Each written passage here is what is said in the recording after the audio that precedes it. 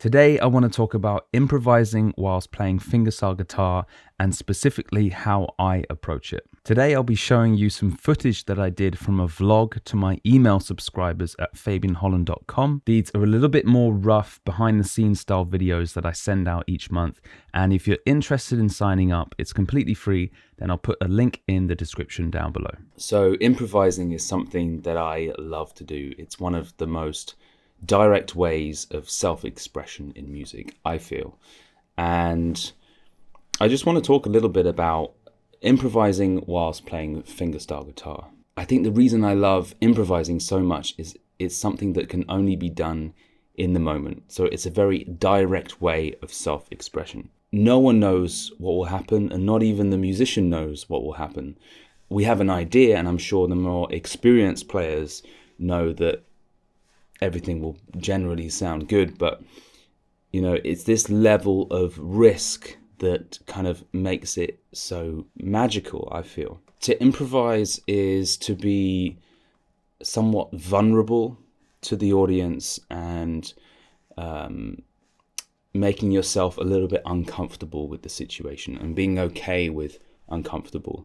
I think I'm always trying to push my improvising ability and putting myself out of my comfort zone as much as possible. So let's pick a key. Let's pick D minor because I'm in DADGAD. So first thing I say is get to know the notes of the key that you want to improvise in. You don't even have to know the names of the notes or the intervals or anything like this. Just use your ears.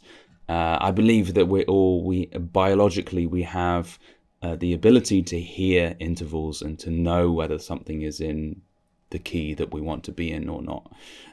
We can kind of hear scales. You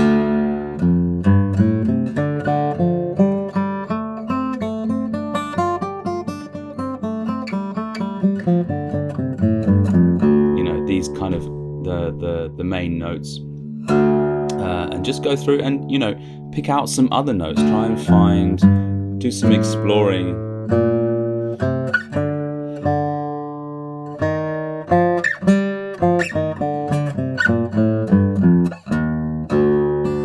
Find some other notes that you might want to add in there.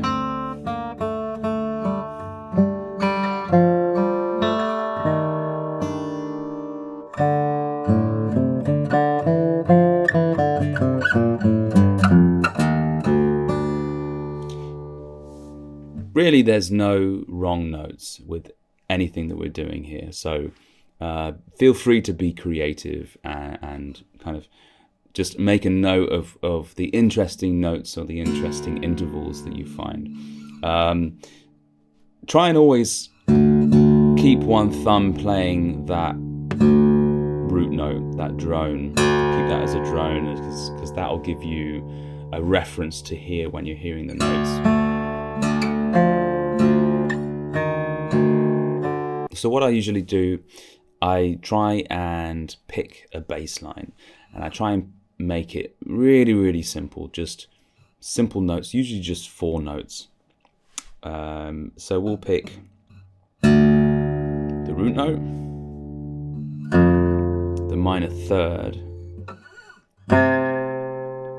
the minor 7th, and the 4th. So I'll do a bar on each bass note. 2, 3, 4.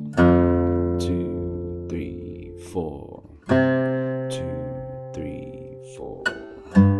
2, 3, 4. So what I like to do sometimes is when I'm practicing improvising is I like to sing the melody before I play it. And this is to do 2 things really. To give myself an idea about the melody that will go over the top, and it's a great way of improving your ear. If you're able to sing the melody that you want, then it's a lot easier to then play it on guitar, because you have already an idea about what it is you want to perform.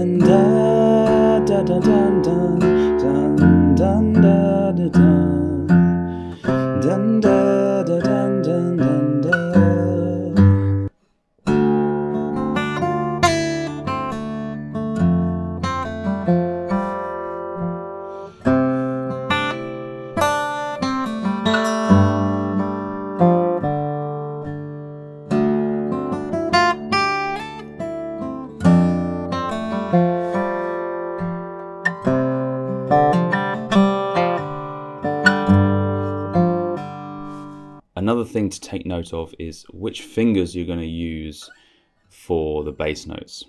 Obviously, when you're using certain fingers for the bass notes, then that's going to change which notes are going to become available depending on the position of your hand when you're playing that bass note. So it's just good to be aware of that and maybe go through with each bass note and kind of try and play just to see which notes are available to you when you're playing that.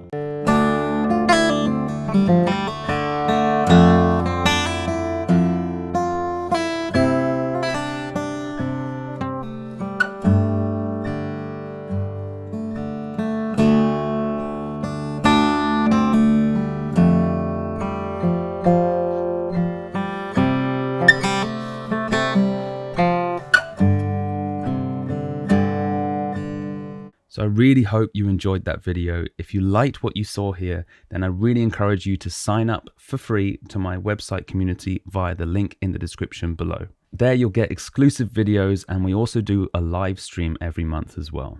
Thank you so much for watching, and I'll see you again very soon.